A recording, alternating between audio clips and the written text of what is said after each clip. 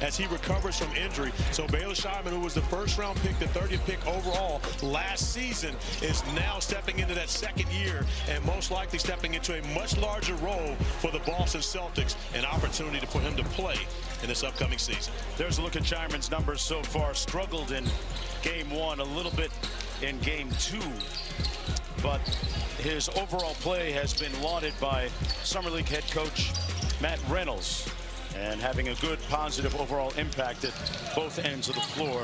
Meanwhile, Charles Bassey, I would be surprised if he doesn't come away from Las Vegas with some type of contract. Well, we've seen Bassey have success in San Antonio. He's been a starter in this league, so the numbers that he's put up in Summer League really aren't a surprise. As a young man that understands how the game is played, he knows his role and how he can help a team be successful, and he has done just that here for the Celtics. Switch gears a little bit to the Miami Heat. They were 37-45 a season ago, 8th place in the Eastern Conference. Heat culture carries with it exceedingly high expectations. You think back to a year ago at this time, right, Corey? Bilal Ware was the guy that surprised everybody, had promise written all over him. The expectations have raised for him. What do you make of the way he's played so far? I believe he's responded very well and was called out by his coach. That's what Heat culture is about. You have to be able to accept criticism and, more importantly, respond to it. And you see that's exactly what Bilal Ware did. After game one, Eric Spoelstra wasn't happy with his production. He made it very clear. Bilal Ware responding in the right way. 21 points, 8 of 14 from the field. More importantly, the 9 boards. That's where they need to see him make the improvement. Rev up that motor some and put up some numbers today. Let's go courtside to Vanessa with more. So happy to be joined now by Pelle Larsson. And Pelle, Summer League, of course, is a great place to showcase your skills and what you can do. What do you hope to prove while you're here? We're trying to win, man. We're trying to prove that we can play as a team, okay with the pass, play harder than another team. That's about it right now. You were one of the bright spots in that loss to the Cavs. What are some specific things you guys hope to clean up today? Rebounding. They dominated us on the rebounds. Both our losses have come from that, and taking care of the ball. Thanks for your time. Yep. In a couple of games here in Las Vegas, he's averaging 15 points a game on just 38% shooting from the field. We're going to get ready to run this next one between the Heat and the Celtics here from the Pavilion on day 5 in Las Vegas. Back after this.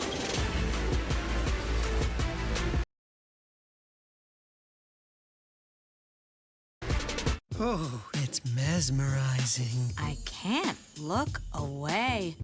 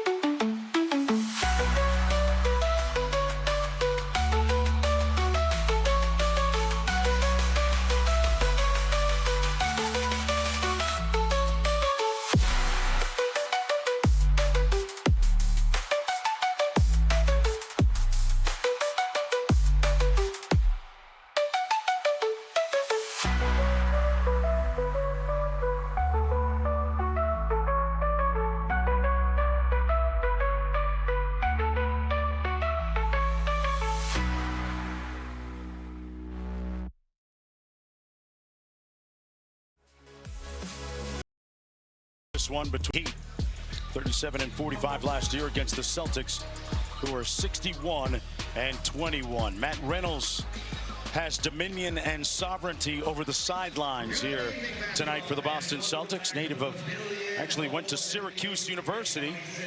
Cuse began his career in 2015 with the Celtics, like so many other people do. Corey, in that video room, man, slicing up tape. That's where it is. Matt Reynolds, actually, I have opportunity to work with him at the Jason Tatum camp. No surprise, Boston superstar having Matt at his camp, but he does a great job cutting up film for young players. I believe Jordan Walsh may have been one of the guys that visited us at JT's inaugural camp 3 seasons ago. So the product of the Boston Celtics also getting tutelage from JT back in the day. Right.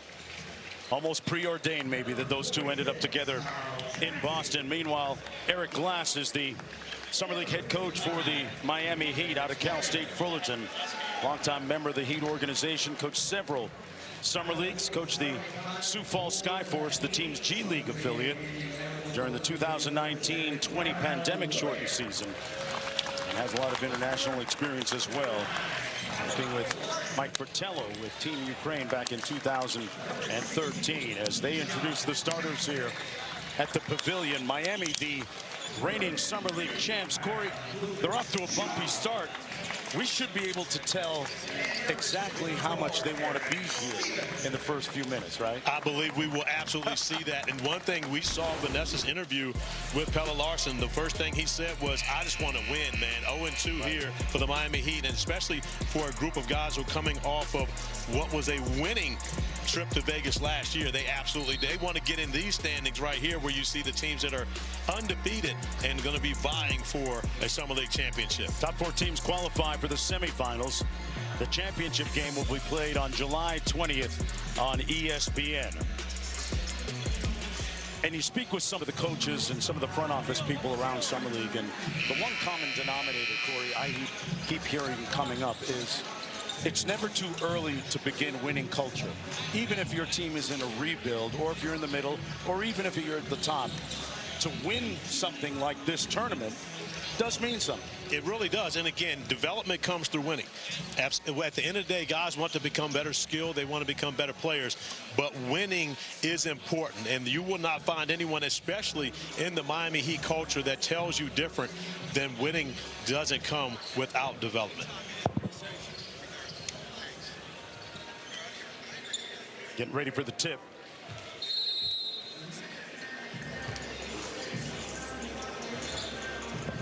Bassey and Ware.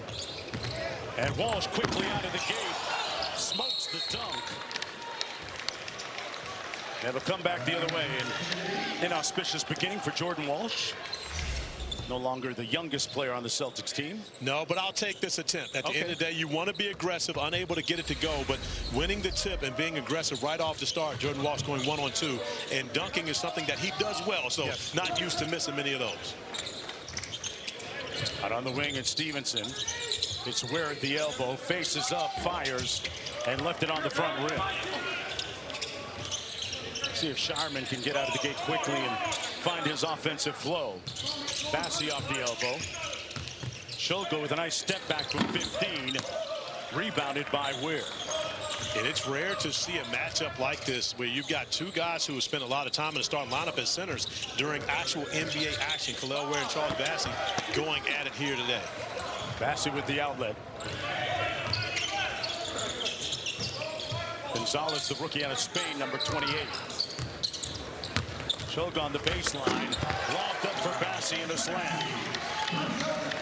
Charles Bassey makes it 2-0 just underway here. Watched him with the San Antonio Spurs several times last season. Shot clock down to 8.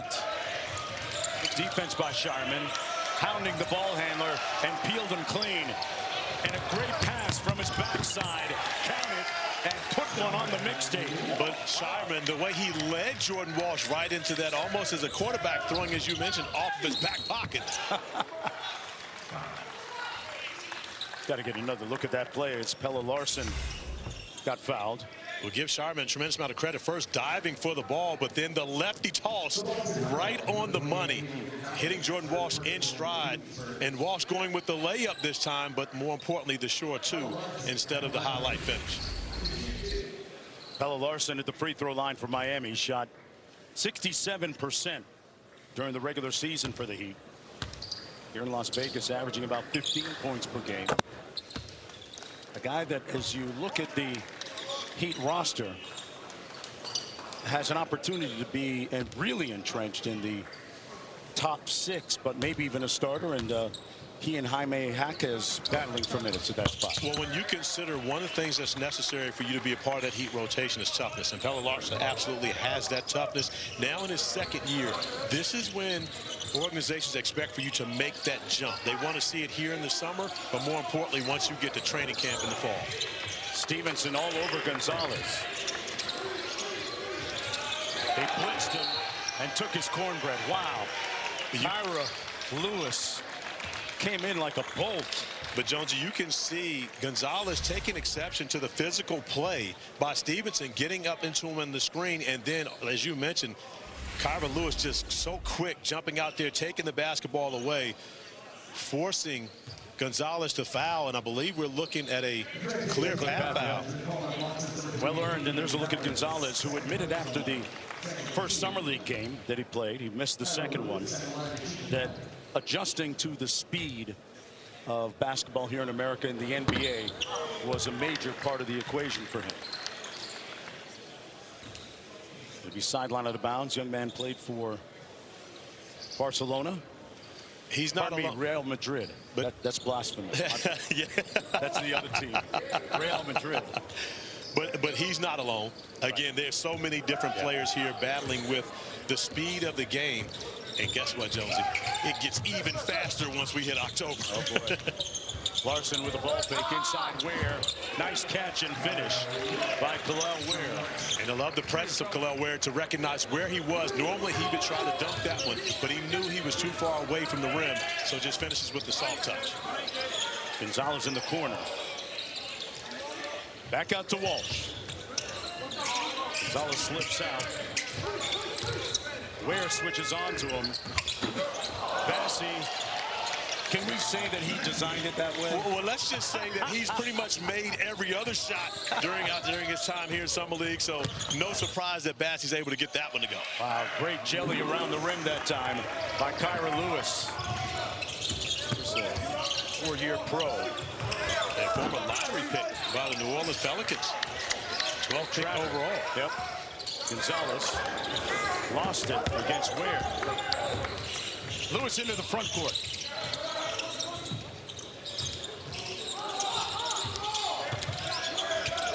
Larson off the bounce to Lewis. Got it back. Great ball fake for the bucket. But you can see how things have slowed down for Pelle Larsson. I mean, even in comparison to a season ago when the Miami Heat won the Summer League championship, he made a big shot for them in the championship game. Bassey got fouled that time, Corey, on the alley-oop attempt.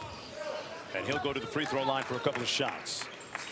As we revisit with Larsson, made a huge play at the end of the game for them in overtime of the championship, but he wasn't the main cog. It was Alondas Williams, it was Josh Christopher. Those guys really carried the team.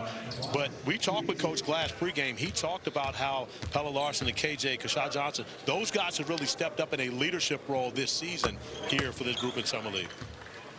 The discerning eyes of the coaching staff in front office always watching with both these teams as Bassey knocks down the first foul shot. A 64% free throw shooter on the season. A surprise late addition to the Celtics roster. Released by the San Antonio Spurs. And, well, you talk about found money.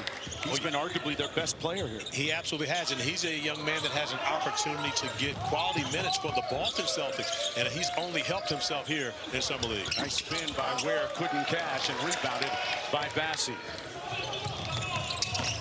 Shireman. Walsh with a nice seal. Whistle, foul, too little.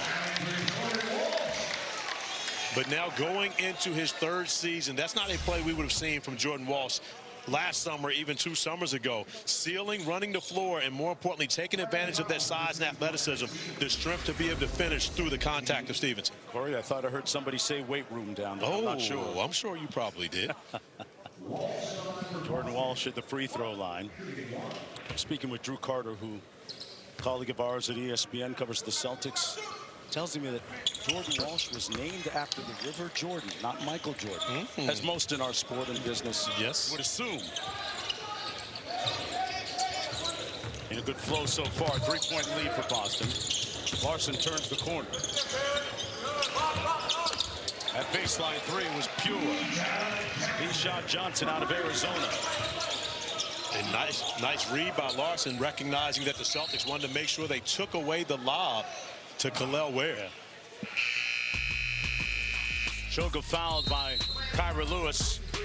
Clean start by both teams. 11 apiece when we return.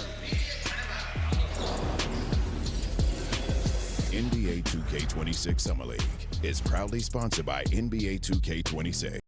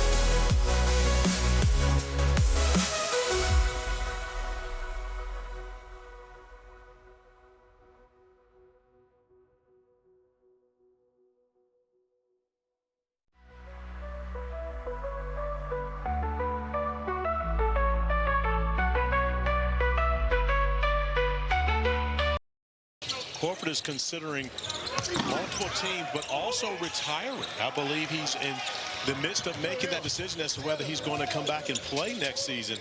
But without assuming he doesn't return to the Celtics, that's going to leave a large opportunity for guys to get minutes, considering Porzingis is gone. We know Luke Kornet signing with the San Antonio Spurs. And now, if Al Horford doesn't come back, that's going to leave a huge void right in the middle of the Celtics lineup. We knew that there were pending financial decisions to be made by the Boston Celtics and their front office with second apron issues as they keep turn it over. Corey, I like to say but you can't be balling on a budget. No, you can't.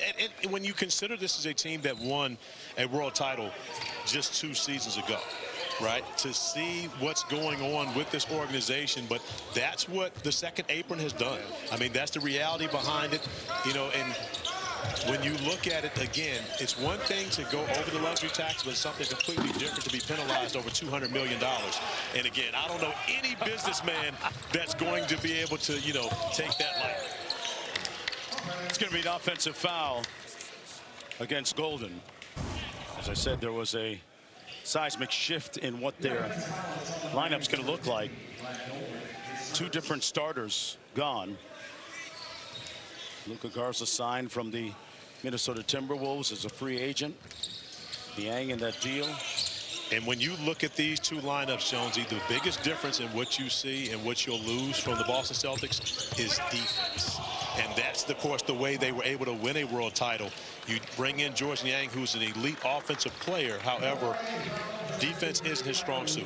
Nor with Luka Garza, who has proven that he can get the job done offensively, but defensively, there are times where he struggles on that end of the floor. So that's going to be a concerning area this season for the Boston Celtics if this is a lineup that they're putting on the floor. Walsh knocks down his second field goal. Long 3. He's got a total of 8.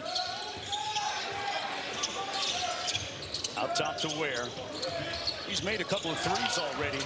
Did so in the last game. That ball out of bounds. It'll come back. Boston basketball. Ware points at his chest, taps it, says, my bad. They're going with a too big look here, Corey. And do you see that with the success of OKC with their 2 bigs, Chet and Hartenstein, being any kind of a trend? You absolutely do, but what's important, and I've been told this by, it goes back to Frank Vogel, who won a championship with 2 bigs. with Anthony Davis and, of course, Dwight Howard, the size that they had with the Lakers in 2020, a prerequisite, if you're going to play two bigs, one of them has to be a three-point shooter. And so that means that Kel'el Ware is going to have to be a guy that can make this shot. And on cue, he's able to knock one down. He heard me, Jonesy. Ware, and more than anything, Eric Glass, the Summer League head coach for the Heat, probably thrilled with the amount of engagement by Ware so far. He's involved. Norris, meanwhile, with a counter three at the other end. Cook on the bounce around the Ware screen. Hard roll. Ware in traffic. Couldn't get the tip to go. Great effort by Kel'el Ware to keep that possession in Miami's favor. But I love that play so much simply because even though he just knocked down 1-3, he didn't settle. He tried to get closer to the rim and attack, unable to finish. But the second effort, the third effort to be able to come away with the offensive rebound, he's chasing it all the way out to half court. That's why Eric Spoelstra called out Kel'el Ware after game one. This is the effort he wants to see from him every time he steps on the basketball court. Of course, we all know about the hardest working, meanest, nastiest, best conditioned team in the NBA. That's part of the freedom. These coaches are often missing from outside. Isaiah Long, rebound Boston. Gonzalez, he says why not. 3 for a quarter, they don't get any. And here's Lewis. Under 3 minutes to go. And he throws it away. Timeout on the floor. Sometimes the Heat want to know where you at. Find me out here, 305, or let's just call it 3. Love. So cute.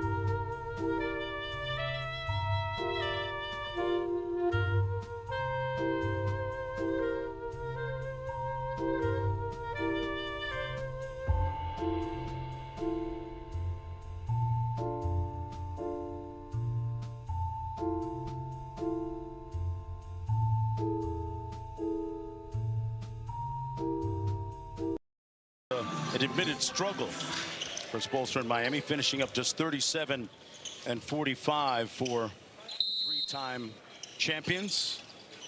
Of course, flanked by one of those 3-time champions, Udonis Haslem, and also on the other side, my guy Chris Quinn, who happens to be Spo's workout partner. And those two have a tremendous competition, which everything in Miami is a competition, right? Yeah. But they have a tremendous competition, and Quinn often jokes with Coach Spo about he's thinning out a little bit. He's not, not putting in the proper weight room work. So Spo likes to show me, he'll show me that leg press, say, you see that? Destroyed that today. They'll be doing body fat percentage tests like they regularly do down in Miami. Yes, goes for coaches too. Wong out to Gonzalez, missed his last one, got peeled. Tough defense by Miami. That's the 4th turnover for Boston. Marcus Williams out top.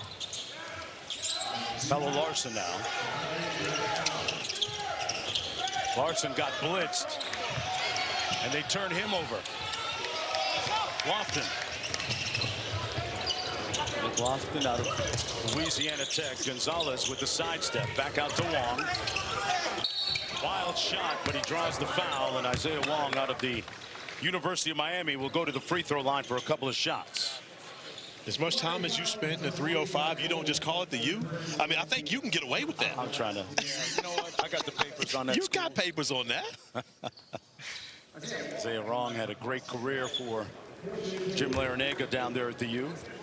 Lovely Coral Gables, Florida. Summer League action continues tomorrow on NBA TV, ESPN, and the ESPN app. NBA TV tonight has Clippers Lakers at 10:30 p.m. Eastern time. Tomorrow on NBA TV, it's Minnesota Detroit at 4:30, followed by OKC Orlando and Philadelphia against Washington. Have you seen Trey Johnson from Washington? I have absolutely seen a bucket. I mean, here he has looked at times, I would say, the best player, the most prolific scorer, controlled scorer on the court. That's exactly what he is, Jonesy. And of course, I've known him since he was in the 9th grade, and he's been that way since. And again, you know, he talked about really taking the game seriously going through COVID. Wow. He spent a lot of time just working on his game in the gym by himself during COVID. And then once it was over, he had a different mentality of how he had fallen in love with the game. And it shows in the amount of work that he's put in and his ability to score in the rock. Yeah, some of the Wizards coaches have already told me they've had to shut him down a couple of times this summer and lock him out of the gym. Tremendous. I personally had to take the basketball away from Trey at the Nike Basketball Academy the last 2 seasons. You know he hit another one under the bed. But that's the thing. He walks around with the ball. Even at the draft, the ball that's sitting on the table, he's walking around with it the entire time, every time he gets up to move. 3-point Miami lead. Joe goes to the corner. That corner three comes off. Bassey battling underneath, but it will go to Johnson and Miami.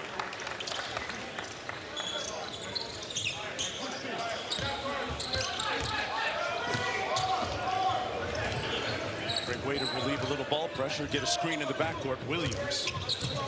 DHO to Larson. Found the seam, kicks it back out to Williams. Wonderful movement. But no motion at the end. They come up short on the bucket attempt. 52 seconds to go. Celtics basketball.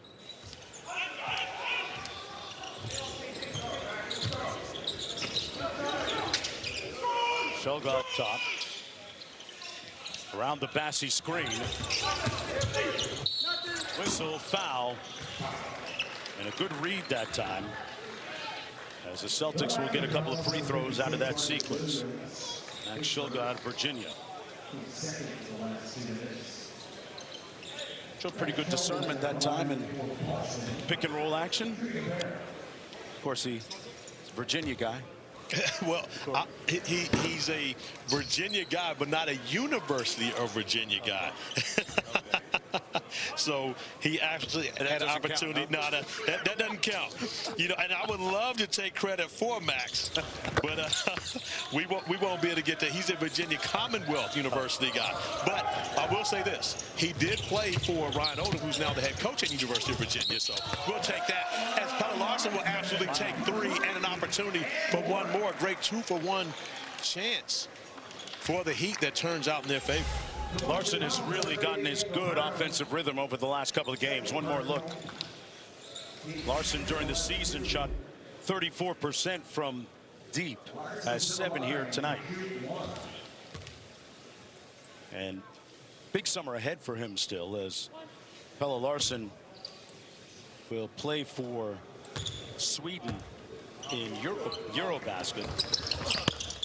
It's coming up next. And I believe this will be Pelle Larsson's last game with the Miami Heat, correct? Yep.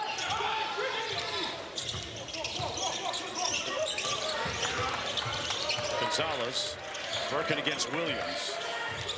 See how tight his handle is here. Made a nice foray into the paint, but they turned him over. On the move. Whistle and a foul as Golden. Vladislav Golden will get a couple of shots. Vlad Golden returning to South Florida, of course, a member of Florida Atlantic's Final Four team before spending his last season at the University of Michigan.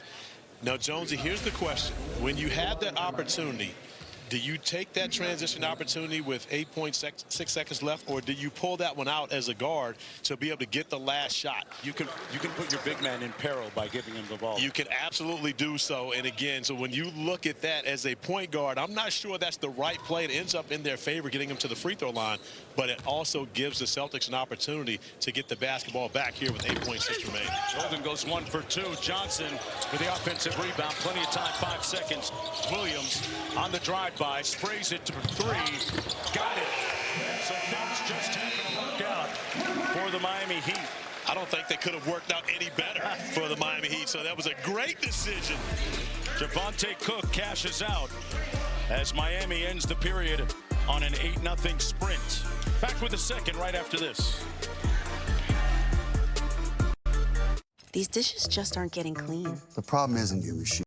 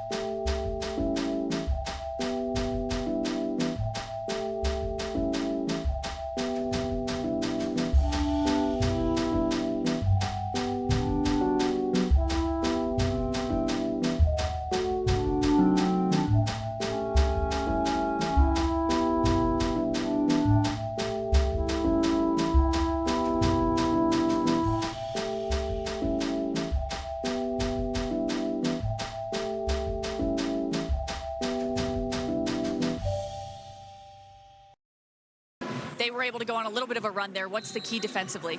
I think they're getting way too many offensive rebounds. Just like to end the quarter right here on offensive rebound on a free throw. We got to take that out. We got to control the margins like we do, and we got to do it way better. Thanks for your time. Thank you. Larson off the Iverson cut. Williams out top. Little float game. Not a runner, right? I'm not sure. I think the wrist flicked on that one, so I'm going to call it a runner. But again, I'd have to go back and look. I don't think he turned it over. He didn't turn it over? Well, you got better vision than me. I'm nearsighted, so I'm going to take your word for it. $4,000 worth of LASIK surgery. Better. Just underway here in the second quarter. Gonzalez will go to the free throw line. Foul was against Johnson.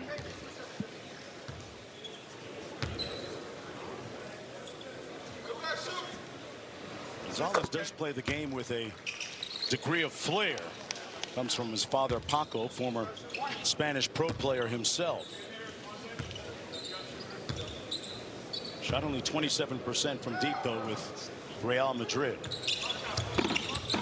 But a great size for a ball handler, another guy that can be a playmaker for the Celtics. And again, as a young player coming into this league, the physicality, the speed of the game is always going to make a tremendous difference. That's what Summer League is great for you get an opportunity to see and just to get a taste of what it's going to be like. Of course, it will be nothing like this in October. You know, just add to it as Kendall Brown shows off his athleticism. What a finish, Corey. Boston back to within 5. That's his first field goal. And Williams, Larson inside. Larson with the left. Good contest by Bassi. Gonzalez on the move. Lost the handle. Johnson, Elvin, and detonates. But you see the difference in athleticism. Larson goes to the rim on the previous possession, tries to finish around the defender in comparison to KJ going and just finishing over top of defenders. The athleticism plays a tremendous part at this level. Bassey hands it off to Schultz. Draws the foul. And back to the free throw line for the Boston Celtics. Keyshawn Johnson coming up with the steal, and then no one stopping the ball. Jones, it's the first rule we learned in biddy ball. Somebody's got to stop the rock. However, no one does. And Keyshawn taking off from right outside of the broken line. I mean, just casually 10 feet away from the basket. His two-way contract this past season was converted in December to a standard deal. Once said after shortly signing, he said, hey, you know what, quote, I'm a heat culture guy, and that's exactly what he is. And the reason why he was rewarded with that standard contract, of course, the great Pat Riley, Eric Spoelstra, they recognize guys who fit into their culture. You think about, of course, Highsmith. You look at so many different players who maybe undrafted or late second-round picks who come in and just fit in to what the Heat culture is. And I mean, speaking of Udonis Haslem, he was absolutely one of those. And of course, got his body together and ends up winning 3 rings and playing 20 seasons in Miami. Gonzalez with a clean 3 off the mark. Yeah, people forget. You talked about getting his body in shape. Udonis used to weigh well into the 250 range. What an athletic finish again by Johnson. I believe Udonis was over 3. I think he was. Nice. You were being generous. Because UT's in the building, I'm not going to call him out. I don't want problems. But I think if you look at him in his Florida uniform back in the day, you see 3 bills. Here's Larson working against Gonzalez. We're out top. And some delay action. Williams. Nice finish at the rim by Marcus Williams. Marcus Williams with his first field goal. This is as good as Miami has looked offensively in a while in this Vegas Summer League. In the 3rd game, shooting 55% from the field. Yeah, it's been a struggle for Miami on the offensive end as Kendall Brown knocks down the corner 3. And again, with his athleticism and ability to defend, that's the missing piece for him. If he's able to do that, he can find himself in the rotation for the Celtics as well. Williams turned it over. Boston on the move. They got numbers, a 3-on-2. Bassey couldn't flush it home. Off the miss. Celtics giving up a fast break here to Cook. Timeout Boston. 4-point swing, and I was just talking about Kendall Brown's athleticism. He tries to lay it up in comparison to dunking it, and it turns in to a dunk on the other end as Cook starts to cook already here in this second quarter for the Heat.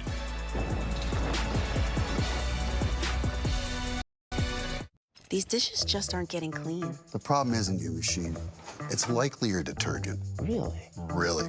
I recommend switching to Cascade Platinum Plus. These new pods dissolve completely, releasing more soaking, scrubbing, and rinsing action. Plus, the grease-fighting power of Dawn, breaking down up to 100% of tough, stuck-on foods. That's impressive.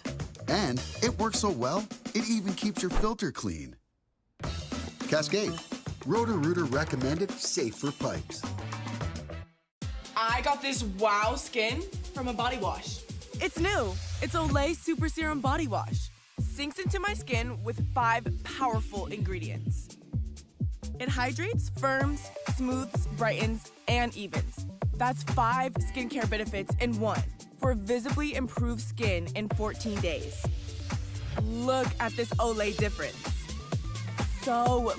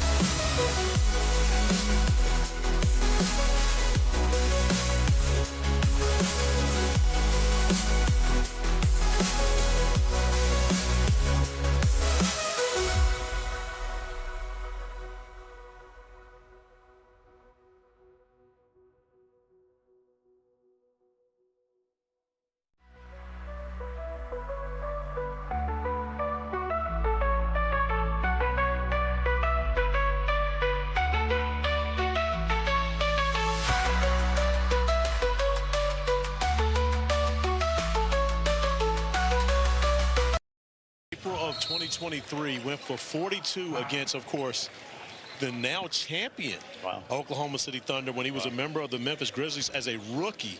So scoring has never been a problem for Kenny Lofton Jr. And now it's simply about finding a spot for him to get back into a rotation in the NBA. But he's shown that he can be a successful and productive NBA player. Good help defense there by Lofton to cut off Kashad Johnson. That three comes off to Walsh. I can remember watching Lofton. You watch a lot of FIBA basketball too, especially at the youth level. As Sharman's jumper is off. In the game between France and USA, Wemby against Chet, it was Lofton that at times might have been the best player on the floor. That's the kind of potential that he has. Yeah, and you think about it, Wemby really at that point had his way with Chet, but he couldn't do anything with Kenny Lofton. And Lofton was doing the same thing to him that he just did to Khalil Ware, backing him down, getting his space, and knocking him off balance so he couldn't even contest his shots. Man, Ware is holding Lofton like a grudge right now. And Sharman says, I'll do it from deep. But those two were battling down low. Well, Khalil Ware didn't like being bullied on that last possession. He's going to fight back. And so the best way to do that is push Lofton as far as he can off the block. Lewis sprays it to the corner. Wild shot is off the mark that time by Cook. Shireman, nice bounce pass. And Walsh punches it home. And two positive plays in a row by Baylor Shireman, knocking down only his third three-point field goal of the Summer League, and then dropping a dime. It's one thing he's done very well in the two games is distribute the basketball. Ware, a little casual, turned it over on the pass. Lofton. Austin tries to go quick, and he was held by Cook. Sideline out of bounds. It'll be Celtics basketball. Good dime here by Shireman. And Shireman knocking down the three ball coming into this game was 2 of 15 from beyond the arc. Knocks down the three and then drops a dime. Had 8 assists the last time out and continues to show his excellent playmaking. 3 assists already for Shireman here this evening. Is it evening? It is evening now, right? Depending on time zone, it's close enough. In the desert, you never really know. This is very true. And no windows in here. Yep. By design. Lofton. Into the corner. Rims off Jordan. Walsh crashing glass. Couldn't get it in Lewis. Howard Lewis lost control. It'll stay Miami basketball. Lewis is, I would guess here at Summer League, safely you could say, top 3 in terms of baseline to baseline fastest guards? I don't know. I mean, that's like saying I'm top 3 and I'm not 1. I'm not 2 and I'm not 3. I don't know anyone here in Summer League that can cover as much ground as quickly as Kyra Lewis does. And that's one of the reasons why he was a lottery pick by the New Orleans Pelicans 4 seasons ago. Walsh with the steal. Goes the full 94 feet, too strong. And Vlad with the rebound. That double big lineup on the floor once again. Coach Glass told us they got beat up on the glass last time out, so he wanted to make sure he put the 2 bigs on the floor at the same time. Lewis, a little light work, had the ISO on Lofton. He's got 4 points. Never gave Lofton the opportunity to bully him on that one. Just used the Jets to get right to the rim. 6-point lead for Miami. Walsh off the screen, steps back for 3. Holden with the board.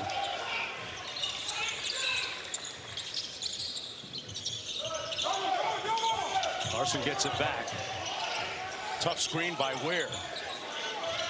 See what kind of bag work Larson has here. Good cross. Threw up a wild shot, though. And it gets the Celtics on a break. 2-on-1. Walsh. Fouled. Count it. Great Jordan. And he got a little something to say. But great concentration by Jordan Walsh, recognizing he's going to get hit. And Stevenson's a tough guy. And he was coming over to deliver a blow. But Jordan Walsh continues to keep his eyes on the target, able to finish. Took a little exception he said something to the foul. Little lip flipping and ego tripping right there. Why not? It's a heck of a move by Walsh. But I love the officiating to where the officials get in the way. They separate them, but no technical foul, nothing. They just keep playing basketball. Yeah. Oh, there were actually offsetting technical fouls. So take it back. I don't like it as much, but even still, no advantage either way. That to me is the ultimate bailout call, offsetting T. Somebody had to instigate. This is true. There was an instigation there. Both of them got one. 3:41 to go here in the first half. Well played offensive first half by the Heat, shooting 54% from the field. Boston just 35, but not that far off. And Jordan Walsh having his best game of summer. Celtics are going to pick up 94 feet, which has been a trend in the NBA overall of late. And I love it. I ask you this. You cover the game as well as anyone. What team do you feel has done it best, especially throughout this 24-25 season? Boy, as there are individuals that do it, but I was really impressed with the way that the Pacers did it. That's my answer. And to think about where that team came from defensively a year ago. That a coaching job by Rick Carlisle. Absolutely, and that was my answer. It's the Indiana Pacers. It starts with Andrew Nembhard. I believe they're going to look at, we're getting spicy now. But now here's the question. Jordan Walsh, who just picked up the first technical, just got tossed. That's his second technical foul, as he and Stevenson now have a little bit of a conversation. But as you mentioned, Jordan Walsh, who's been playing his best basketball here of the Summer League, now takes an early exit with 3:34 remaining here in this second quarter after the two-hand shove. I'm not sure that he's aware that he's out. He does now. Well, Sarah Williams actually came over with an emphatic ejection. So if he didn't know, as you mentioned, he knows now, but it's the two-hand push. That's what got him right there. So as Pelle Larsson returns fire and he braces himself, gives Sarah Williams a lot of credit. You can see here, boom, there it is. You're out of here, young man. Hostile act. Well, the Celtics just lost their leading scorer. And right in front of Brad Stevens and the Celtics brass. You can read Brad's lips saying Jordan. Well, and again, you've got to be smart in that, understanding that you just picked up a technical foul a couple plays ago. And again, and Pelle Larsson taking exception to it, rightfully so, with the two-hand push to send them out of bounds. Yeah, that is an action worthy of throwing hands if you're Larsson. And I know we have unique rules with regards to fouls. You can amass 10 personal fouls in Summer League play, but that one there, that's an automatic ejection on the second tee. And the officials reviewing it to see if it was a hostile act at all. James Grigol, Sarah Williams, and Paul Toomey are officials tonight.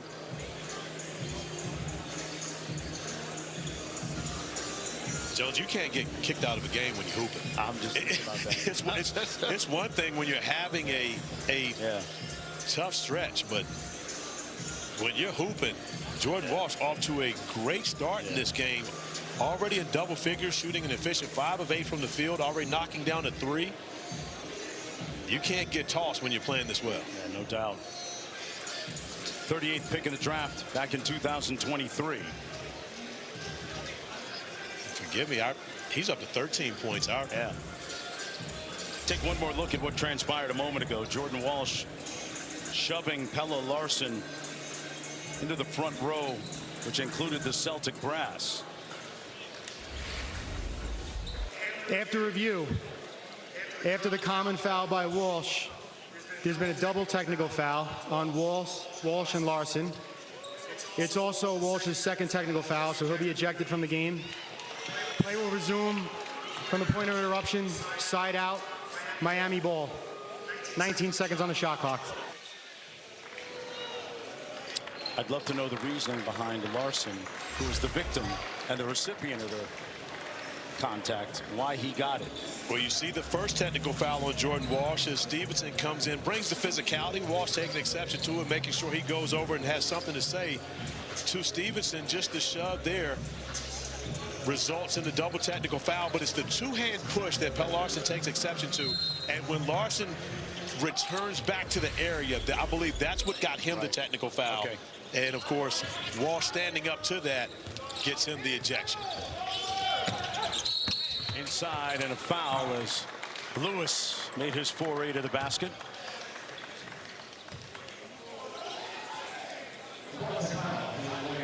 So Miami once again sporting their two bigs look as Kyra Lewis goes to the free throw line. So far, Kel'el Ware with 8 points, 7 rebounds, 2 assists.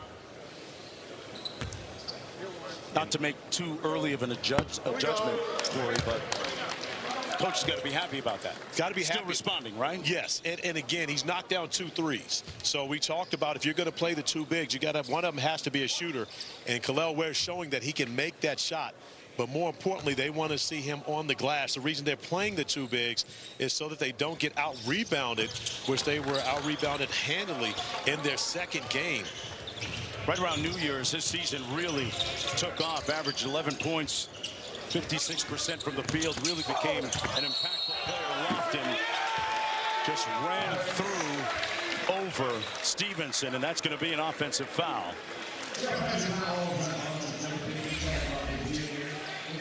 That's the first personal foul against Lofton Jr. And when we talked about Stevenson and how tough of a young man he is, of course, played for Bob Huggins at West Virginia. You have to be tough to play there with Huggy Bear, but you also have to be tough to step in front of Kenny Lofton Jr. with all that speed coming down the paint. Larson 3 off the mark. Celtics with the rebound and a chance to make this a 2-point game. Gonzalez on the cross.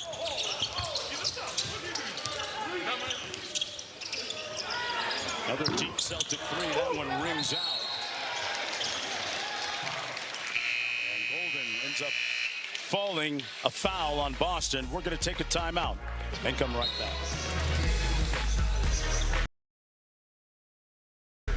Unlimited 3% cash back on dining and entertainment with the Capital One Saver card. Let's just get one of everything. Buy everything. Yes,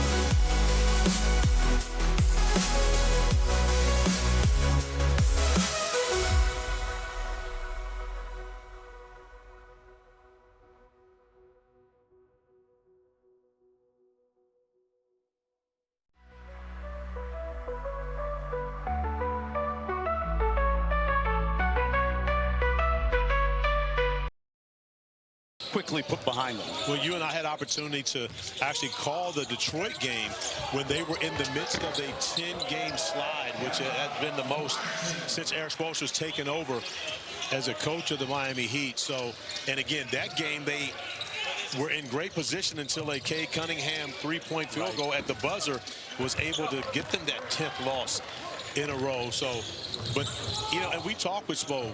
He learned a lot about himself and his as a coach this year, as well as the guys that they have in their locker room. But he feels as though this is a group that he will go to battle with any time. He loves the character of the guys they have in their organization. Nice move and layup by Pelle Larsson. He's got 12 in the ball game. Rebound by Golden. Yeah, I remember Coach Spoelstra lamenting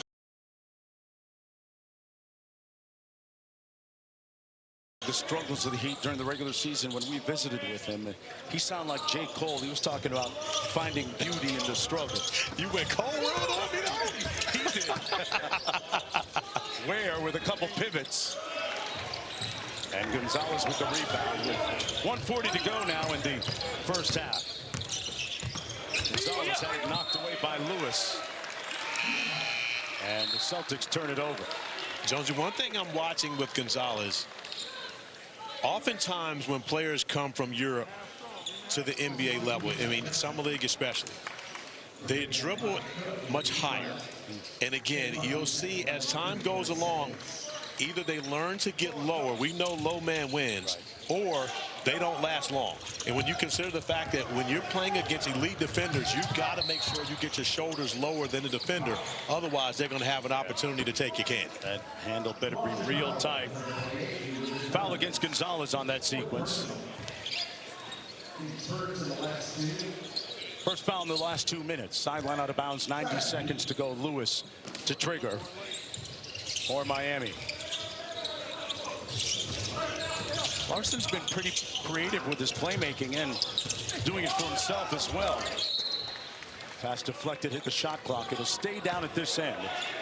Heat basketball. That's a great adjustment by Bassey, recognizing that he was close enough to the ball handler, which means that the likelihood of anyone be there to tag Khalil Ware was slim to none. So Bassey gets his hands on that pass to deflection, saved 2 points for the Celtics. Larson rejects the screen. Now uses it.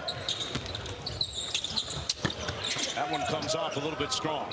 And that was a floater, by the way. I was watching the wrist to see if it flicked. That's when a floater turns into a runner, right? Especially when they miss. You know I'm always going to call it out when they miss. Right.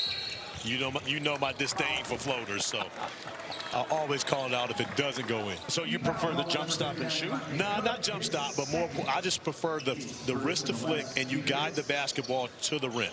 Again, you spend so much time shooting the ball. Oftentimes with floaters, you leave it up to chance.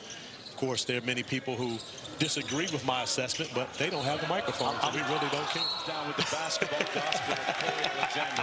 That's my question. Got a violation on the inbound pass. 7th turnover by the Celtics.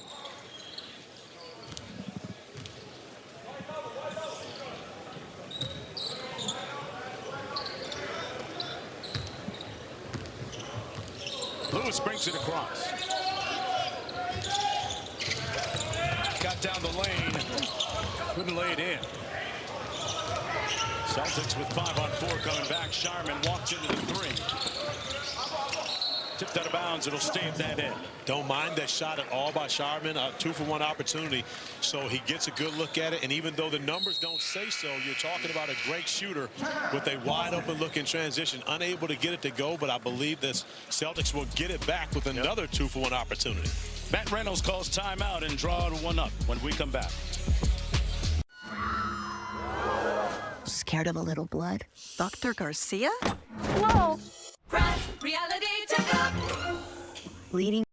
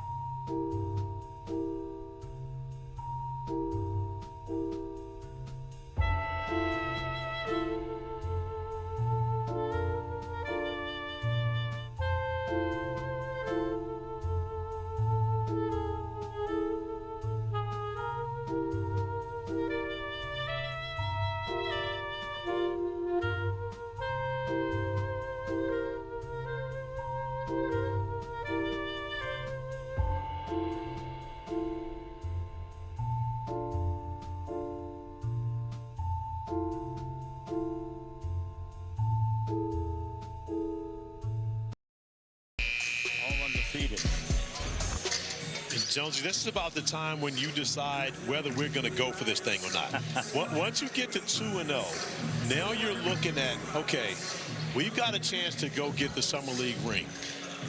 And knowing that, that's where you see the Celtics right now at 2-0 with a guy like Bassey continuing to get more and more minutes as this game goes along, because the development and winning becomes important, especially when you're not really certain as to who is going to be in your rotation once you get to the regular season. Lewis with a deep three behind the screen. We got a whistle and a foul.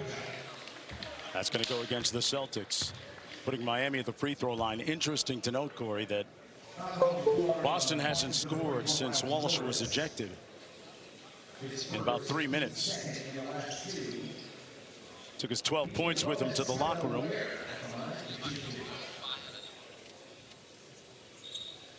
We're at the free throw line, knocking down the first. A 69% foul shooter on the season for Miami. And I believe that will go way up this season as he becomes more comfortable getting to the free throw line. Of course, you're talking about a young man who can really shoot the basketball. It's been really a gift of his since he was in high school. He was a three-point shooter in high school, of course, from Arkansas, playing alongside Nick Smith Jr. in high school. You're talking about an elite high school team. Okay. Those two guys on there, both first-round picks. They better have won the state championship. The big-time rebound. Eric Spoelstra saying that Ware has to embrace and improve his professionalism and consistency. He's certainly done it here this afternoon.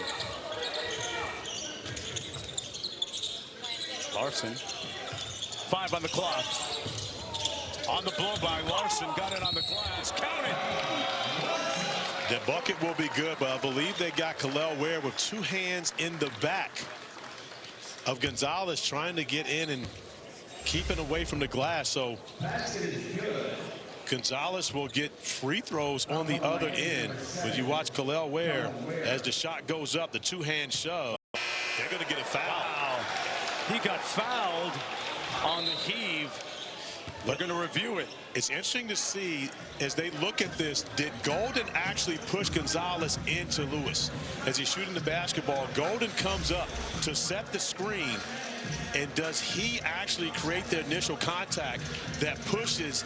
That, I believe that's exactly what it's going to be. That may be a foul on Golden as they go over and look at it, which could give the Celtics an opportunity. I thought Golden was set. You think he was set? He looked set to me.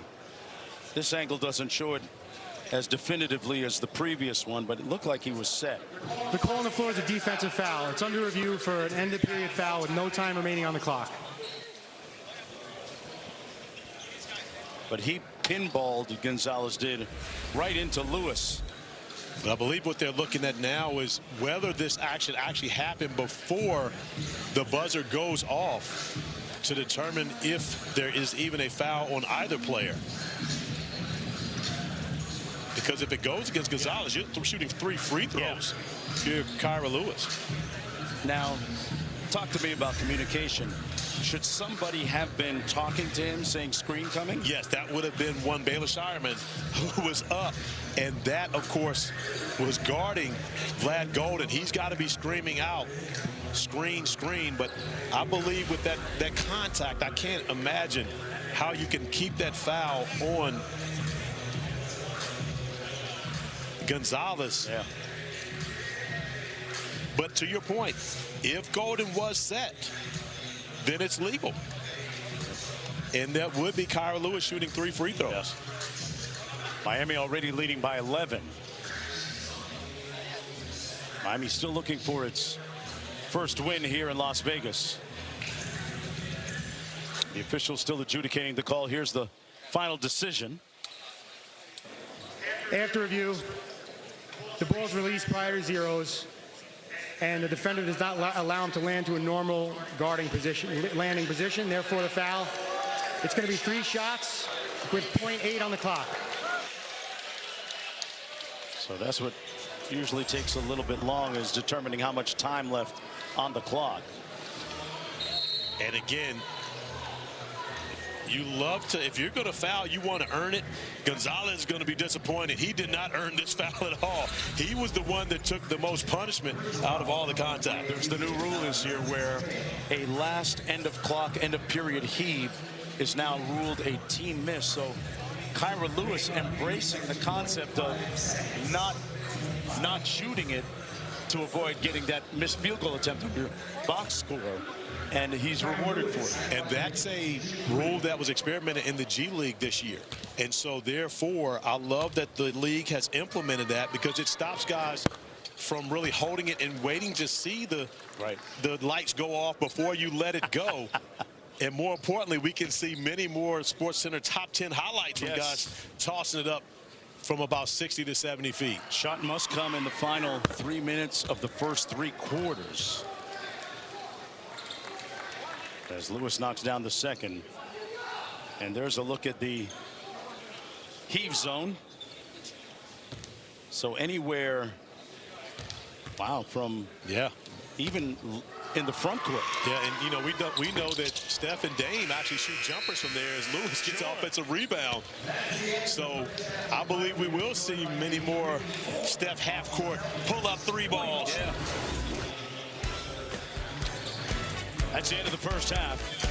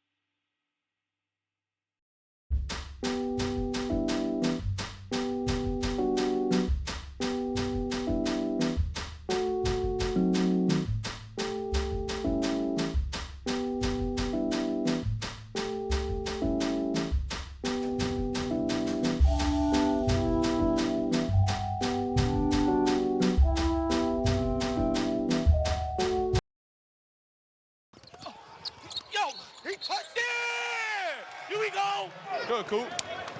We still got that one when we need it. Go right back to that. Hey, Mr. Ref, what's bonus? 10? Hey, Mr. Ref, 10 fouls is crazy. Mr. Ref, next one's bonus? Oh, is it under 2 minutes? Hey, I'm still learning the rules. Just stay together. We're moving too fast. Calm down. We got 5 guards out here. You calm down. Hey, we got to have pace after. A lot of goal screens. It's too much one-on-one. That's not the type of basketball we're going to play today. Hey, we just got to get some stops and run. Get some stops and run.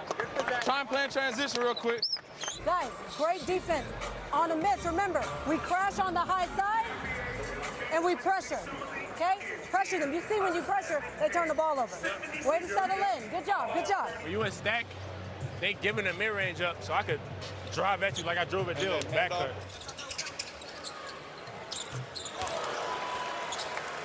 Sir, my 3 was a 2? Yeah, it was 2. Damn. Why you ain't tell me to scoot back? Oh! That's a pro foul. That's an NBA foul. That's what matters. Just gotta smile a little bit. Just gotta smile a little bit. DG, I love it. I love it. I love it. I love it. I love it. Stay up. Come on, get it back. Want to know a secret? More than just my armpits stink. That's why I use Secret whole body deodorant.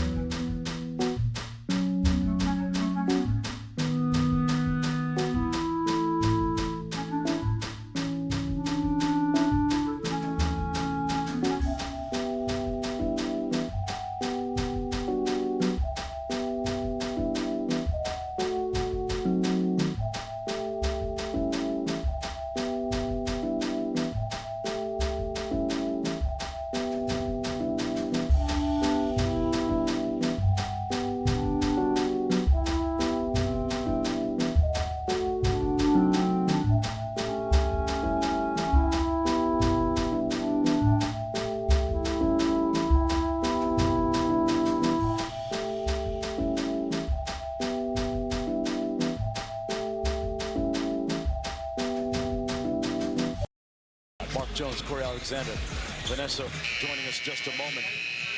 When you look at the improvement of Pelle Larsson going back to the first 2 games in San Francisco Summer League to here, the Heat front office has to be pleased with that. You have to be when you consider a guy that's not only scoring but also playmaking. You think about Pelle Larsson, his ability to get into the painted area, make the right decision, make the right play. And you see showing off his ability to find his teammates, tossing it up, not once but twice to guys who are able to finish around the rim. And then, of course, the presence of mind to use the ball fake, get guys in the air, and it always benefits your team when you're able to concentrate on the bucket, even though you get fouled, and not only for 3, but add another one to the mix. Well, there's good a possibility they'll shut him down after this game. He'll be heading overseas to play in Eurobasket. Larsson, 3 years at Arizona. We get ready to start the second half. We start the second half with Miami on an 11-1 run since the ejection of Jordan Walsh. So it affected both teams in a positive manner, of course, for the Miami Heat, a negative manner for the Celtics, only scoring 1 free throw with 2 seconds remaining since the Walsh ejection. Curious to see where the offense is going to come from subsequent to that ejection. Right now it's Miami with the ball in possession. Larson in traffic. We're going to have a jump ball. But that was a heck of a dive. I was just about to say, I was shocked to see that Kel'el Ware was able to even sneak that through there, but the defender had his head turned, but he puts it in the perfect position for Pelle Larsson. His Shireman is able to get his hands on the basketball, but great vision to see that pass got through there. By the way, that was a bad toss. Whenever you've got guys on their tiptoes like they're trying to not fall into the pool. Corner three is good. And the Celtics on the board. Miles Norris out of UC Santa Barbara. And Miles Norris stepping in that starting lineup with Walsh out. Pays dividends on the first offensive possession. Johnson's three is no good. Norris on the bounce, being hounded by Stevenson. Catch and shoot. Gonzalez has it rim out. And Lewis surveys as he brings it into the front court.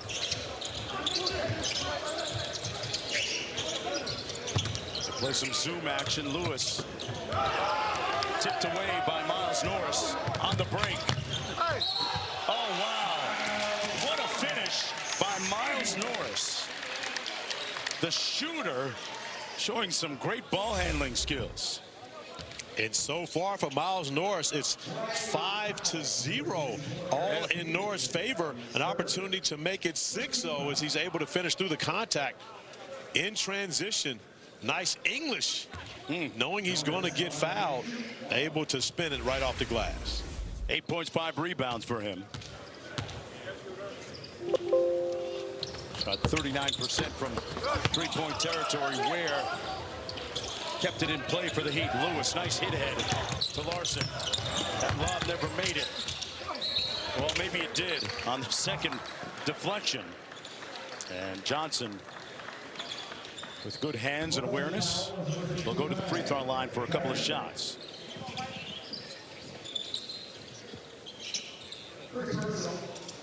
Johnson got into 16 games as a rookie with Miami.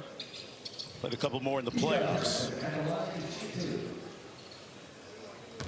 Spent a lot of his time in Sioux Falls, their G League affiliate. Which still amazes me. Which part? I know where you're going with this. It's not exactly in the backyard, is it? It's not in the backyard, but it is the extreme opposite when it comes to climate. Can you imagine getting drafted by the Miami Heat and spending training camp in South Beach and getting that call and say you're headed to Sioux Falls? And again, great environment in Sioux Falls, one of the best, organizations you can imagine. The city absolutely supports the Heat franchise, but man, that's a difference in climate. And a lot of other things too.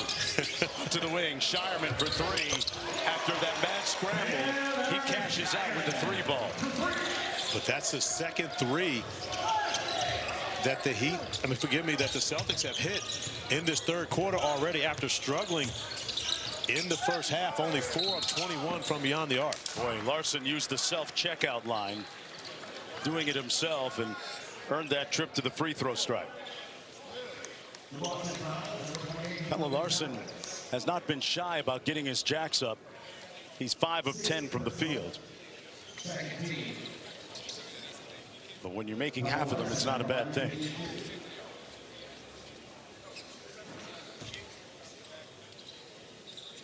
Larson during the regular season a 67% free throw shooter. Summer League action continues tomorrow on NBA TV, ESPN, and the ESPN app.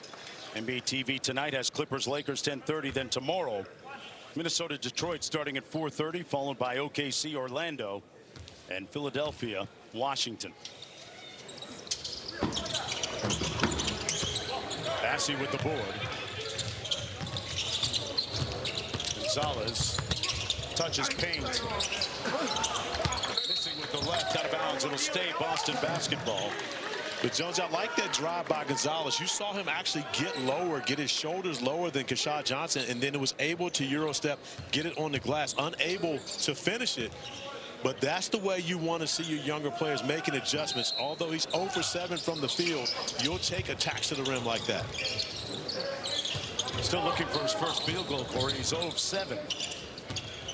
Sharman got to his strong hand. Great block by Johnson. Put that one on pause.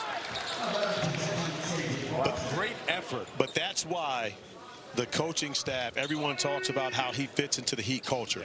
Gets beat on that possession, but never gives up on the play and uses that tremendous wingspan to be able to come up with a block, denying an opportunity, and almost saves it. Speaking of Shire knocks down shot, Arizona guys that guard. Have you seen Carter Bryant? I haven't seen him here, but I've seen him a lot growing up. Nobody wants to be guarded by him. And Stevenson knocks down a 3. Both teams heating up from beyond the arc here now in this third quarter. Good help by Stevenson, the low man. Bassey couldn't get a hands on a rebound. And it'll come back Miami basketball.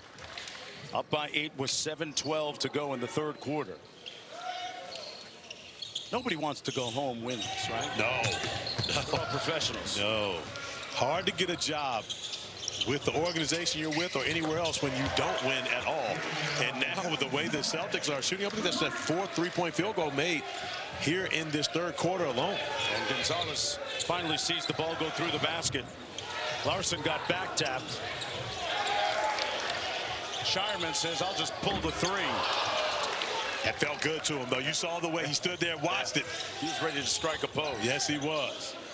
Lewis off the drag screen. Got to the paint. Bassey with the block. And Ware with the putback. Ware with an impressive 12 and 9 stat line so far. On double-double alert. Shireman off the wide action. Got to the rim for the layup. Great recognition by Shireman, knowing that Ware was going to go for the block shot. And Johnson at the other end raising up. Nothing bothers a coach more than giving up a layup after a made field goal. Johnson with 11 after that slam. 6 minutes to go in the third. And a whistle and a foul. Stevenson coming up limping just a little bit, favoring his right leg. Miami Heat guard. Eric Stevenson out of West Virginia. You talked about his toughness. Spent time with the Cap City Go-Go this year in the G League.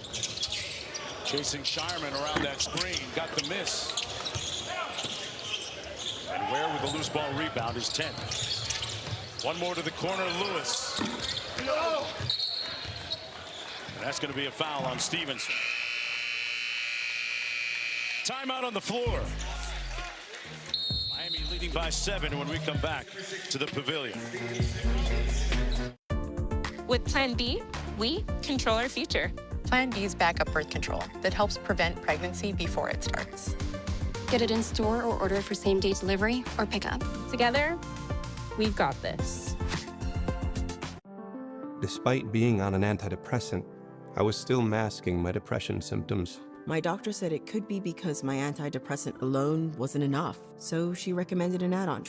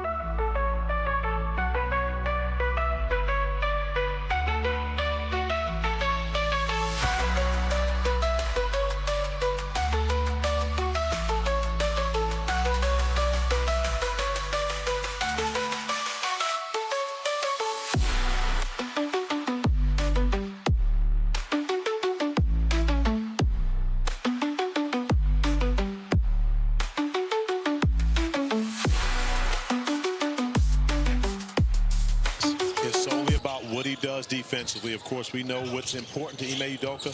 You have to defend. They do it at every position, which is the reason why the Rockets were the #2 seed in the West this year. It's because of what they did defensively. They did struggle to score in the playoffs, but their defensive effort was there, going 7 games, of course, with the Golden State Warriors. But Reed Sheppard is going to have to do it defensively in order to be in good graces with this head coach. Of course, Kyle Filipowski putting up some big numbers as well. Utah in the midst of their rebuild. And Lewis into the front court against Wong. We talk about Filipowski at the draft in 2024. Kyle Filipowski's in the green room. And before the Boston Celtics, who of course had the best record in the league, make their pick, Kyle Filipowski gets up and walks out before the pick is made. That pick was Baylor Shireman. Wow. So now when you consider where the Celtics are today, you think they could use Kyle Filipowski in that front court? And even more so, Jason Tatum actually tweeted, or X'd, or whatever it's called now, whoever passed on Flip is going to regret it, not knowing that it was going to be his own team that did so. Right. And they have that Duke brotherhood, right? You know, they're part of that brotherhood. Yeah. So Jason is definitely biased when he tweeted that out. But this is a group that possibly could use a guy like Kyle Filipowski on their roster right now. Ware misfiring on the first free throw, but a good stat line so far for Khalil Ware. 12 points, 11 rebounds, a couple of dimes. And come middle of October, we'll see what it looks like with he and Bam Adebayo manning the front court for the Miami Heat. That seems to be the way of the future in Miami up front. And they had some great moments throughout this season. And, you know, Bam, of course, you know, trying to be that leader and give Khalil Ware that same toolage that he was able to get from guys like Udonis Haslem. And, of course, the veterans, Alonzo Mourning, those of the part of the Heat culture who have continued to help him become an all-star and a gold medalist. Lewis on the wing inside, Ware faces up against Morris. Going to try and walk him down. That's a tough shot. Lofton with the board. Boston has cut it down to 5. I could see that one coming. Had that on the radar. Do they have a category on this box score for spikes? They need to add one. Because this is not a block. That is a spike. Look how quickly the ball hits the floor. Was it in? Yeah. Okay. Back out to Lofton, directing traffic. Shireman on the DHO, back to Lofton. And that's going to be a foul. No, he stepped out of bounds. Thought he got pushed. So Heat possession, 9 turnovers now for Boston. Cook brings it across. Stevenson with a quick 3. And here's Lofton.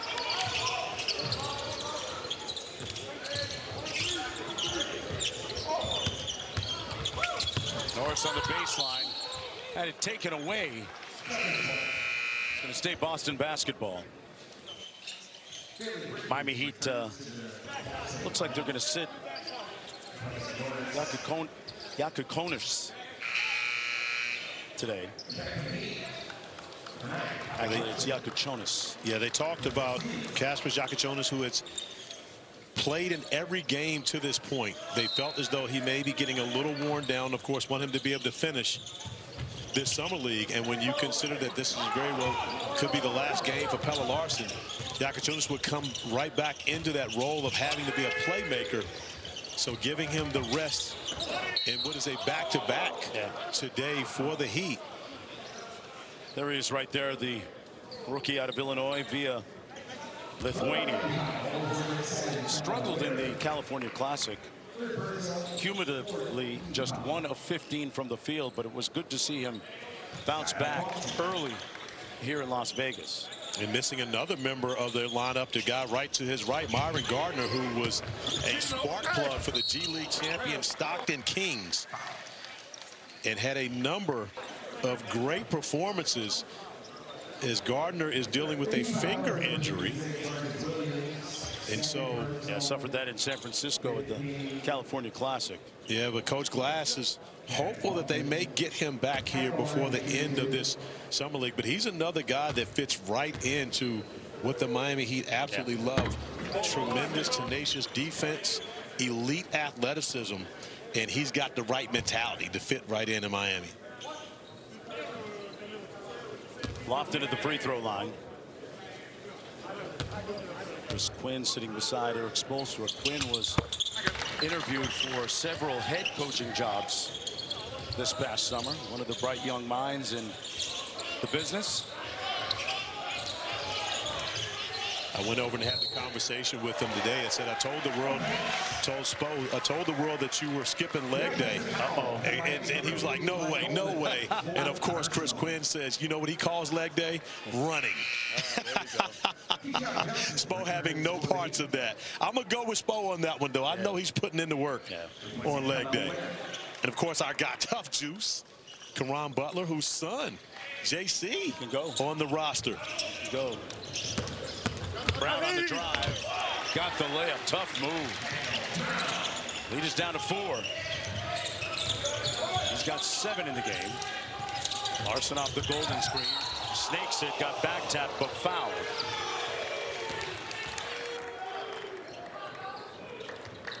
Foul's going to go against Shireman. Just his first. We talked about the fact that in summer league action here you're allowed 10 fouls. There actually been a couple guys that have fouled out. I remember one of them, Thon Maker. A big-time move underneath by Johnson. Yeah, nice adjustment by Johnson, really turning his back to the defender, going with the reverse layup to shield him off and not give him an opportunity to block his shot. Brown rips through. Here's Lofton. Shireman. Nice pocket pass to Lofton. Got it.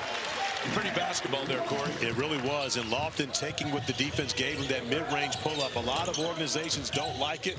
I still love it, especially when it goes in. Good active hands by the Celtics to knock it away. 8 on the shot clock for Golden. Johnson out front. Got downhill. And draws the hit.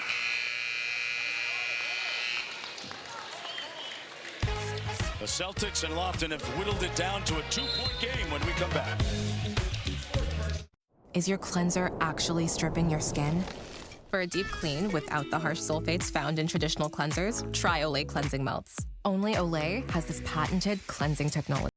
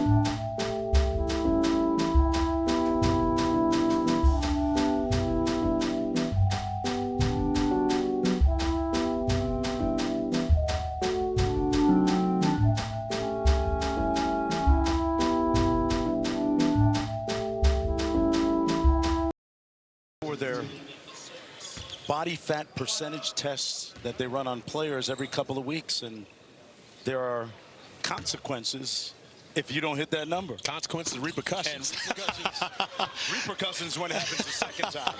Jones, I was actually a part of the Heat organization for 3 days, a mini camp after my first year in what was then the D League, not the G League, but the D League in 2003. They brought in 30 players. Only 2 of us finished all 6 practices, 2-a-days for 3 straight days.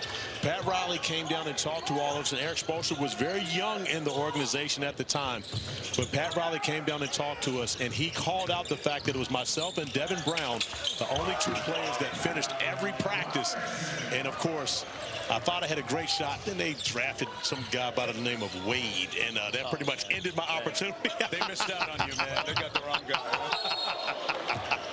It's going to be a traveling violation. Ended up being a great move by the Heat organization. Kind of worked out for them.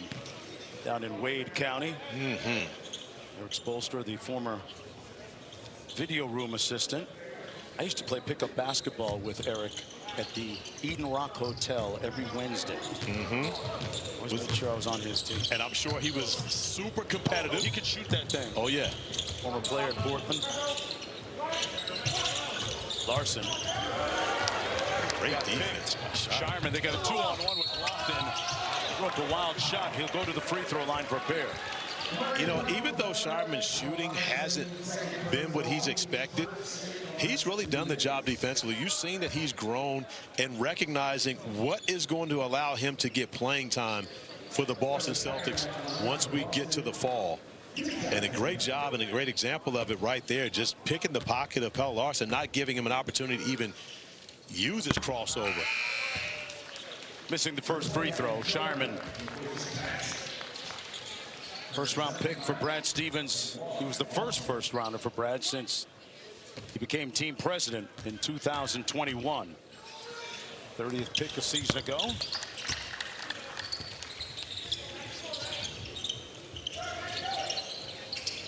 Full court pressure by the Celtics. Larson says, clear it out. I got this. Williams for 3. And 1 and done for the Heat.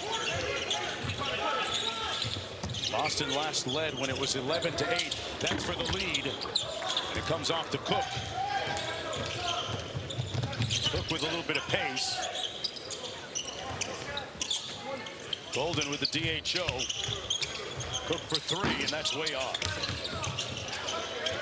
Good hustle by Johnson. That's going to come back the other way.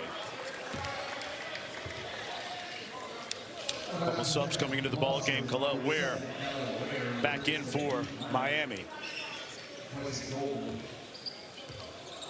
Gonzalez getting ready to check back into the ball game for Matt Reynolds, Summer League head coach for Boston.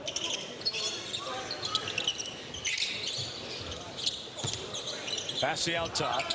Nice feed inside. That's going to be a foul called as Shulga went to the paint hard. Nice find from Bassey at the top of the key. The great cut by Shulga. After, I believe it was Cook, they tried to deny him defensively. Just cutting back door. And, of course, when you talk to NBA coaches, they'll talk about how much cutting and how important cutting is to each and every offense. One of our coaches today, I believe, told us that they were one of the best cutting teams in the league. No, I take that back. I had the opportunity to talk with Kenny Atkinson earlier today, and he was talking about the Cleveland Cavaliers and was talking about their cutting efficiency. And I knew I'd heard it somewhere earlier today. And again, that's an interesting metric. It is. I mean, again, but you know Kenny Atkinson, they have an analytic for everything, and he believes in it. He uses it extremely well. Interesting to see what it's going to look like for Jordan Ott, his former assistant, and offensively how the Suns played this year with the Atkinson influence. Yes, and Kenny was talking about his influence. And where he really grabbed all of his influence from the different coaches that he's worked with. So as you talk about Jordan Ott and the guys that he's been around throughout his time as an assistant and how that develops on the floor. We'll see the Suns next. Yeah. Maybe we see a little bit of that. 20 seconds to go in the third. Williams out top. Larson tries to snake the screen. Got fouled from behind by Gonzalez.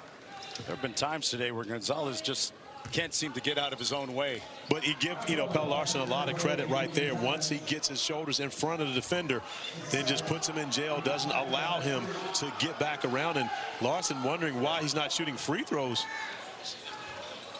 because I believe they've got it corrected. I love the term that Phil Handy uses for that move when you come off this. He calls it a hostage dribble. Yeah. Mr. 94 feet a game, one of the best coaches in the business. Yep, congrats to Phil Handy, now a member of the Dallas Mavericks staff, reuniting with Kyrie Irving, Anthony Davis, who he won a championship with in 2020. So my guy Nico Harrison bringing Phil Handy into the mix. A lot of expectations. Oh, great things happening in Dallas. Also, we got to think about D'Angelo Russell, who, was with Phil Handy with the Lakers as well. When they were going to the Western Conference Finals, I believe, in the 2023 season. Off the free throw, Miami back up by 2. 6 seconds to go in the period. See what kind of shot the Celtics get. They try to throw it inside. Bassey with a good catch. Count it in traffic. He appeared to get it off in time, and by rule, they will review the call and the bucket because the ball went through the net as the buzzer sounded. Let's take another look.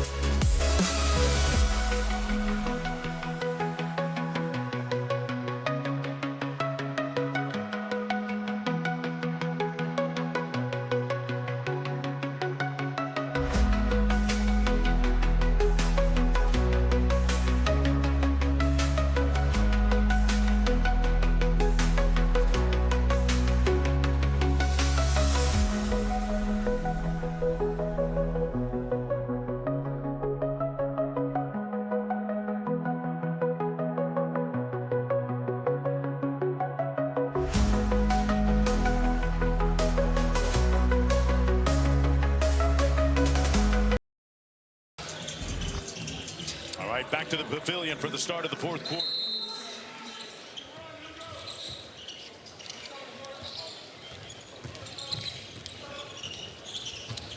Shoga into the front court. Bridges hands it off to the shooter, Miles Norris. He gives it up, and our first turnover of the fourth quarter. And those are the ones you hate to see, simply because you got to know where you are on the court. And again, it's not as though you're in the, all the way in the corner. You're still above the break right there. Got to make sure of your awareness on the court. Williams lines it up. And caught a body underneath. And that's another one of those plays. If you're Bassey and you can't get a hand on that basketball, there's got to be someone there to tag Khalil Ware. Keep him away from taking off, because once he gets in the air, there's nothing you can do about it. Miami back up by 2. Shoga. They show him 2 bodies. He found the open guy. That's good basketball for him. It really is, and getting to Bassey in a spot where he has great touch right around the rim to be able to drop the 2. Bassey shows hard, stays on Williams. Tough pass, never made it. It'll stay Miami basketball. Jones, you got to love having an athlete like this. I used to run this with Antonio McDyess, a.k.a. McNice, and you can throw it anywhere just like Williams does. Just toss it up in the air, and when you've got an athlete like Khalil Ware or Antonio McDyess, in that matter, you can just put it up in the air. They're going to take care of business. Vertical spacing. Cook from out. Rebounded by Shireman. Boston with a chance to take the lead here. Gonzalez finds atonement and redemption with the 3-ball. His second field goal of the game. And I believe both of them have been beyond the 3-point line. So not getting anything to go in the painted area, but knocking down 2 threes. Williams with that Nash dribble. Nice slot cut by Cook. Couldn't make the catch. Bassey and Williams wrestling for the ball. Williams took a little exception to that one, but you know, as a point guard, one thing's for certain, and I'm speaking from experience, you really don't want problems with that big fella right there, especially with both of you on the floor right here. He does not like the left arm being wrapped around. a little exchange right there. And again, you know, when you're 6 feet, 6'1", you got to show your toughness, but you got to make sure your teammates are around to get in between you and that big fella. It's called making good decisions. Oh, yes, yes. So business decisions. Miami looking for its first win of Summer League. Boston trying to remain unbeaten at 2-0. Bassey gave Sugar a little bit of nonverbal communication. Let's see if he tries to smack this ball down and give Sugar a run to the rim. A fast break. Williams, you're not allowed to do that. Stepped out of the circle. That was smart, but illegal. Side out of bounds. Boston basketball. Williams asking the officials, do I have to jump? No, you don't have to jump. You just can't catch the basketball.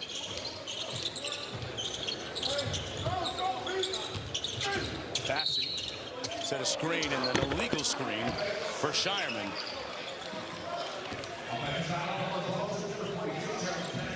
So it'll come back the other way with Miami down by 3.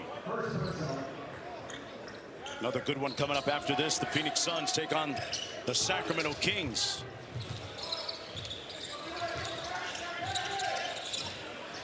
Williams being hounded out front. Turns the corner. The dime drop never made it. Gonzalez going to dial up another one. That one's strong.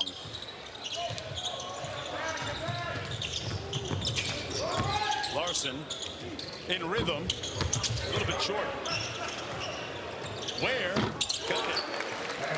It's showing off that soft touch right in front of his coaches. Yes, and of course they know he can do that. I'm sure we'll see much more of that this season. They want to make sure he's doing all the tough stuff as well as he shows off his finesse on the perimeter. 17 points, 11 rebounds, and a perfect 3 of 3 from deep. Shireman with a logo 3. Great bounce and putback by Gonzalez. Wow, an imperious athlete. And his first 2-point field goal of the game. So Gonzalez going in there mixing it up on the offensive rebound. Showed us a little something with that bounce. Ware has that one come off. Boston up by 2. Cross court never made it. Williams to Cook in traffic. And that's going to be an offensive foul. Now that's one I believe I would have to challenge. Okay. As you see that one, and again, just from the naked eye, it does not look as though, and he's not even turned square, taking that. Yeah. As he's turning his body. Sometimes when you hustle, you get rewarded. And there you go. I believe that's going to be our challenge. Or not. They're going to challenge the call on the floor, which was a charging call against Miami. 6:49 to go when we come back. NBA 2K26 Summer League is proudly sponsored by NBA.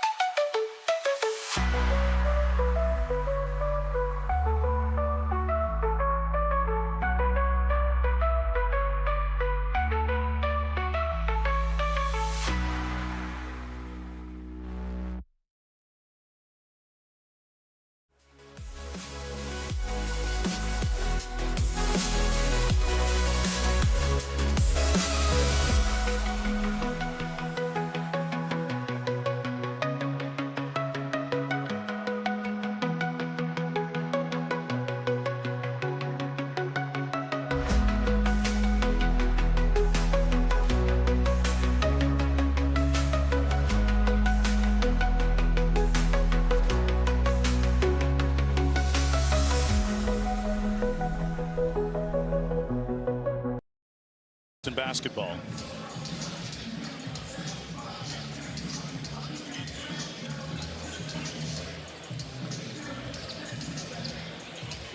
Still have a little bit of a delay for whatever reason at the scores table.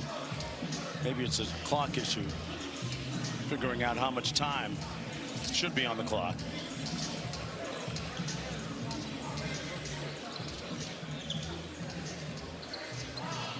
Some of these players will end up playing in Maine this year, others in Sioux Falls. Talking about the difference between Miami and Sioux. It's tough to get some good oxtail and rice and beans in Sioux Falls. I'm just saying. I will say that the Maine climate is very similar to Sioux Falls, but I was told by a little birdie that there's great ice fishing in Sioux Falls. Oh, man. Yeah. Okay. Got a wealth of knowledge over on your left right there. On those off days. On those off days. Still waiting to resume play, and Sharman obviously took a shot in the nose at some point during this game. Didn't quite see when or how it happened, but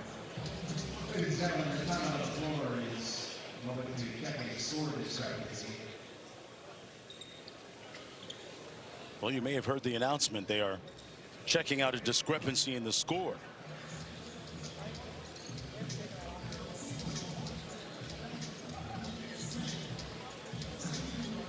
As we look at that, we talk about a discrepancy in field goal attempts. The Celtics have 13 more shots than do the Miami Heat. The Heat with 18 turnovers, and that's one of the things that Coach Glass talked to us about. They had 25 in game 2.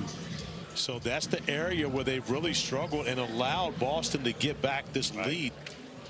Boston's first lead their last lead before taking over, I believe, at 77-74 was when they led 11-8 early in this game. So the turnovers have aided the Celtics and allowed them to jump out to a 2-point lead if this is the correct score.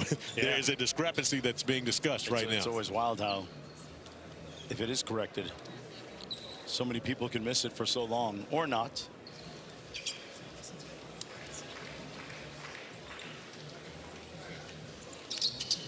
A lot of the Heat brass in attendance.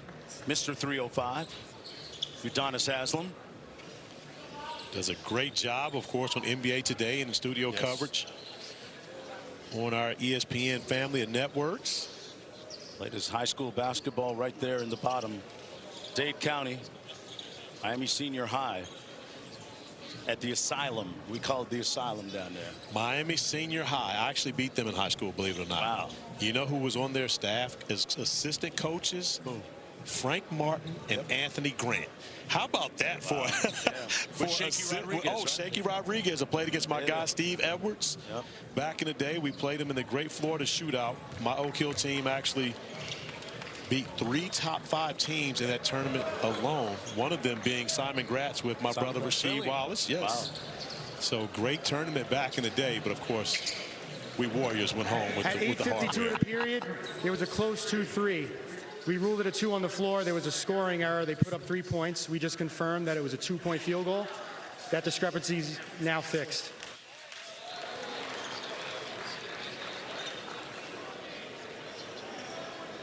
So we are landing at 78-77, not 79-77. And of course, you know, the officials are very meticulous about taking care of every single detail like this and not just letting it slide, because, you know, Bonnie McCutcheon and his crew, they're here evaluating, observing.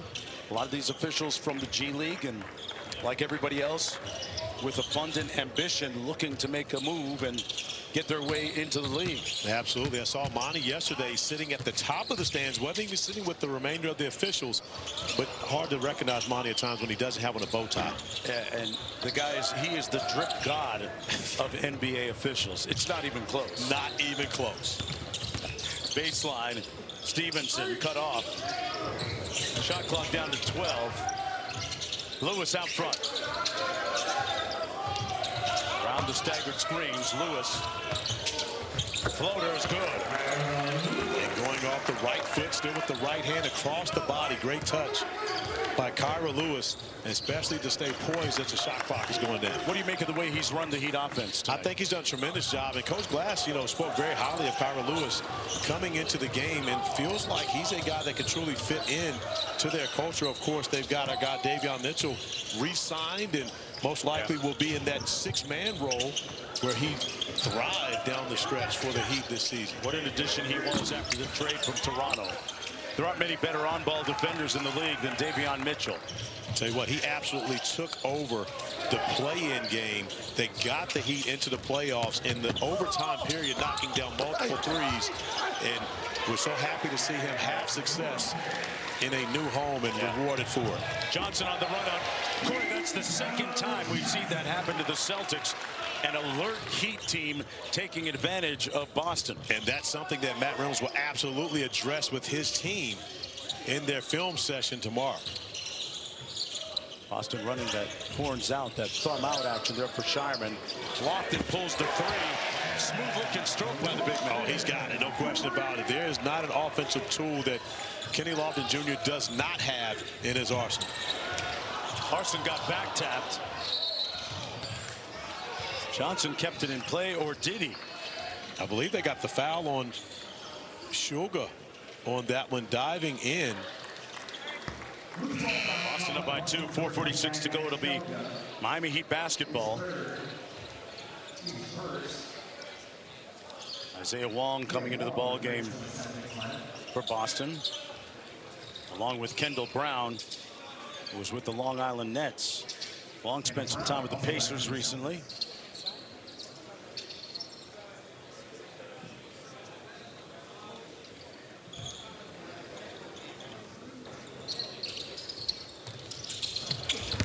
Stevenson. One-on-one on the wing. Good screen by Ware. Rolls out of it nicely. Great execution. And nice finish by Ware. Couldn't get all the way to the rim to dunk it, so shows off this soft touch. A little bit of a finger roll. This is the Khalil Ware that Eric Spoelstra would like to see on a nightly basis in terms of effort and consistency. Shireman with a big-time rebound. Lofton again. That's a big body Bennis, folks. Yeah, he's not going to be denied. He gets that close to the rim, and again, as Shireman gets caught for reaching once again, and that's been a part of what we've seen from Baylor Shireman throughout this game. Oftentimes it's worked for him. It worked a couple possessions ago to get the steal, but I'm pretty certain that Joe Mazzulla is not going to teach that type of defense once he gets to training camp this season. Boston was a top 5 rated defense last year. Larson bringing it up against pressure. Nice pocket pass. Ware on a hard roll. Put it up off the bounce. Almost got it back. And a slam through by Johnson. But give Khalil Ware tremendous credit. Even though he doesn't get that offensive rebound, he really dislodged 2 Celtics players, knocking them out of the way, making it possible for Johnson to come in and pick up the loose chain. Right, with good force here today. Lofton with a nice pass inside and a reverse by Kendall Brown.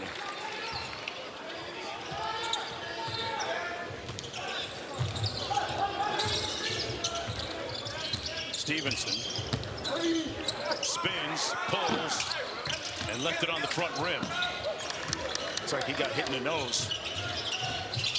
Lofton with the lob. Couldn't quite connect.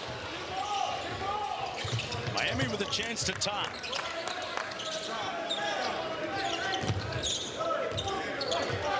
Lewis calls for the screen. Long goes over the top. They switch it.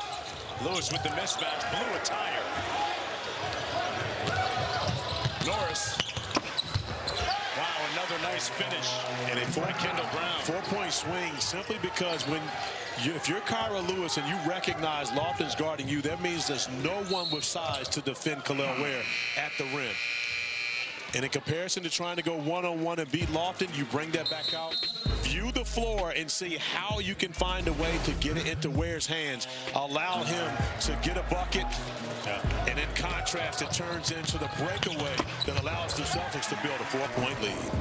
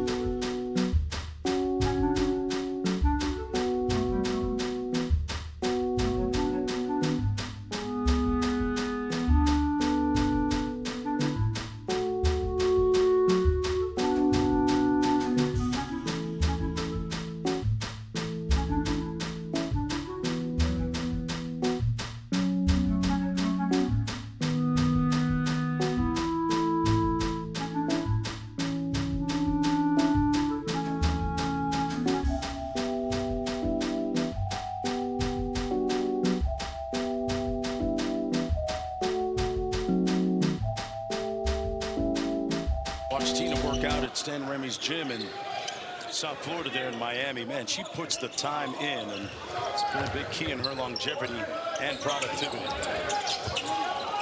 Lewis with the open three. Wow, Johnson was crashing glass, couldn't get there. The zone on that possession worked for the Celtics. Whistle and an offensive foul as Pelle Larsson stood in there and took one in the chest. And just a smart play by Pelle Larsson to recognize Kendall Brown out of control, even though he's able to deliver that pass to the corner, not able to hit the brakes, runs Larsson over and takes away an opportunity for the Celtics. This time Boston goes back to man-to-man defense. There's the lob for Ware, and there's the finish. And great execution right there. The screening action, but more importantly, looking for Ware and recognizing that Boston is back in that man-to-man, knowing exactly what they want to go to. 2-point Celtic lead. 2 minutes to go. Norris on the drive. Tough bucket.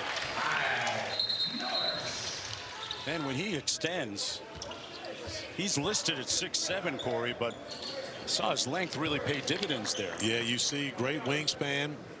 More importantly, the touch right around the rim to be able to get that over top of a defender and finding nothing but the bottom of the net. One-time teammate of Celtic Peyton Pritchard at Oregon in the 2019 season. Celtics with great balance. They've got 7 players in double-digit scoring. Johnson from the wing got it. And that's where Johnson has really added to his game as a professional. Again, you can no longer leave him, and oftentimes you'll find teams, they will not help off that ball side corner, but they're daring Johnson to make that shot, and he proves he can. Gonzalez snakes it. Got it knocked away by Ware in traffic. 2-on-1 for Miami. Johnson, Larson, bucket, and one. Lethal in transition. But immediately, you talk about heat culture. Keyshawn Johnson immediately gets beyond half court to dap up Kel'el Ware, because Ware started this bucket. Defense turning into offense because of Ware's ability to deny that opportunity at the rim. It allows Johnson to get out in transition and finds Pelle Larsson, who takes a little break after getting the lead back. Well, Larsson has 21. Johnson has 22. Ware with 21. And now Larsson with double deuces. And Miami back up by a deuce. 1:17 to play. Gonzalez being hounded by Lewis. Bassey on the dribble handoff. Brown with a pocket pass back to Bassey. Comes off. And a good board by Stevenson. It's a grown man rebound by Stevenson in there amongst the trees. Larsson on the sticks with the handle. Started by Gonzalez. And we're going to have a foul on the play against the Celtics. And that's going to put Pelle Larsson on the free throw line.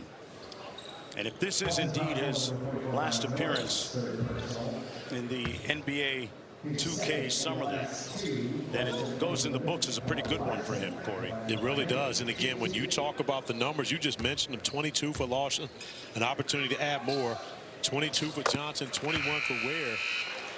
This is how I'm sure Eric Spoelstra and the Miami Heat staff scripted the way they wanted Summer League to go. They want these 3 guys to be their features because each of the 3 can be in the rotation for them. They have to show that they can consistently perform whenever they step on the court, especially here in Summer League.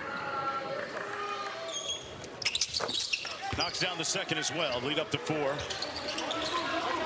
2-possession game. Lofton will bring it across. Got Ware on the perimeter. One little inverted ball screen action. They got the switch.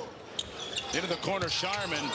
Man, he put Ware on a flight and cashed out with the 3. It's down to a 1-possession game here. Big bucket. Wide open, Larsson thought about it. Smart play by Larsson. Even though it would have been a great look, doesn't take it, wants to make sure they use more clock. Got Bassey one-on-one. Does a little lab work up. Packed at the rim. Right to Stevenson. Just the way they drew it. with 10.1 to go.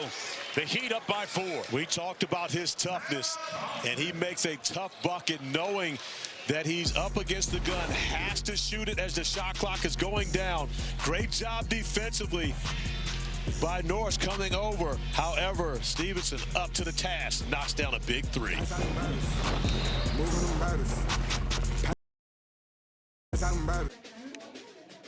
Did your streaming expire when you least expected?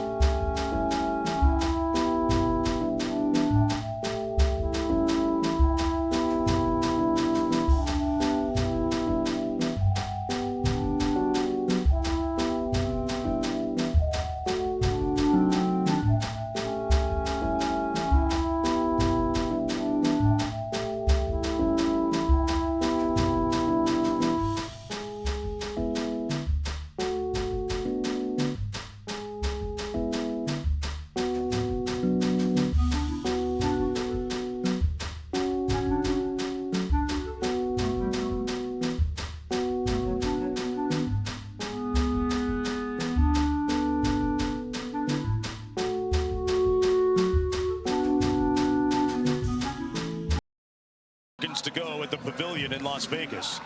The Miami Heat on the cusp of registering their first win of Summer League. And a big bucket a moment ago by Eric Stevenson out of West Virginia. A 26-year-old. Played for the Spurs and Wizards last 2 Summer Leagues. And this past year with the Capital City Go-Go. He might have put a little bit of money on tape today. I never know. I do believe he has, and you love his defensive effort, the way that he stands up to the test, guarding guys, even bigger guys defensively, but shows off his toughness time and time again. But his biggest play of the game absolutely has been that 3. Celtics got to go quickly. Sharman drives it in. He'll take the 2. Miami has a foul to give. Boston doesn't.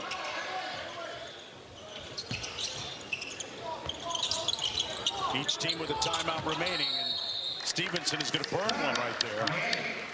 If you're not sure. I'm a little surprised that Miami didn't actually burn it as soon as the ball went through, to advance it into the front court to make sure that a turnover doesn't turn into a bucket. You're only up 2, so you don't want to have a turnover.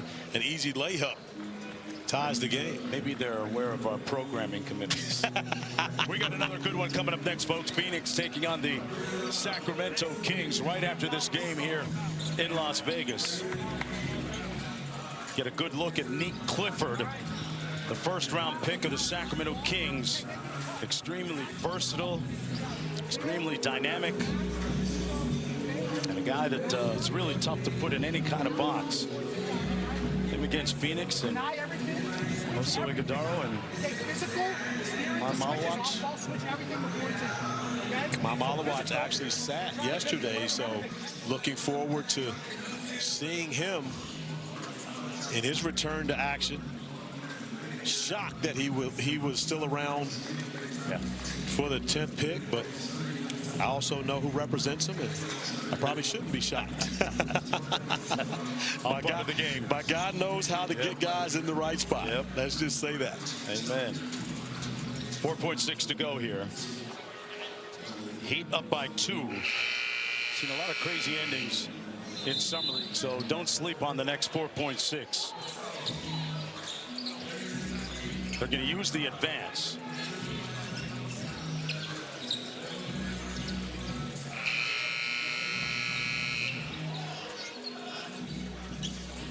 And you give so much space to your best free throw shooters by putting Johnson and Ware in the backcourt. So now look at all the space that Stevenson and Larson have to move. Turn it into a 3-on-3 game, basically. But it may, I mean, again, it's such a smart play because when you've got 9 players, including the person guarding the basketball in the front court, it takes away the amount of space you have to work with. So great design by Coach Glass to really get guys out of the way and allow Stevenson and Larson to play two-man game. These are the two guys they want shooting free throws at this point of the game. So you allow them to make it basically one of those two guys is going to get the basketball. Stevenson has to make two here to make it a two-possession contest. 91% foul shooter, knocks down the first. He leads all Miami players in Summer League with 8 3-pointers and hit a big one from the corner a moment ago. Went 4 for 4 in his Heat Summer League debut. And if he makes this next one, it pretty much means lights out.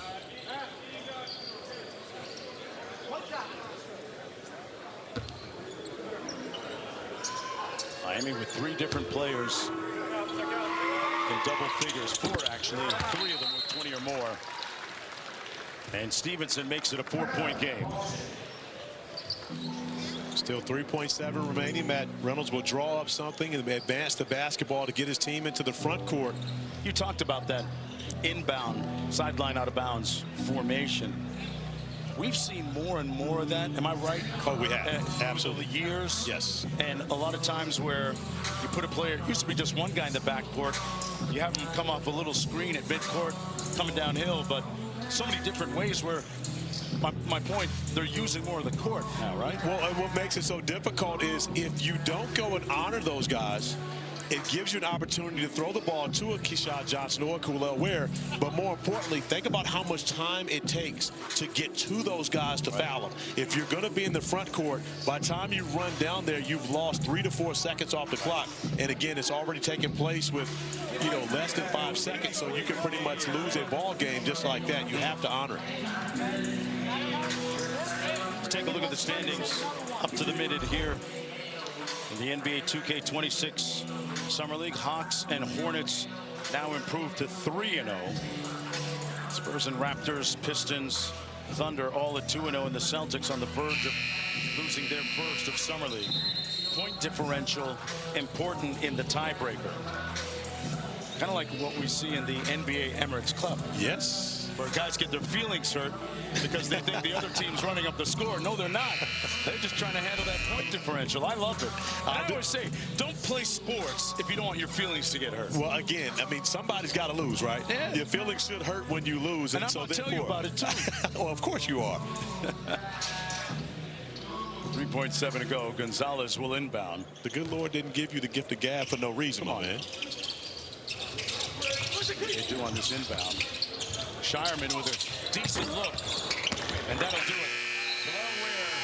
And the Miami Heat win their first game of Summer League. 100.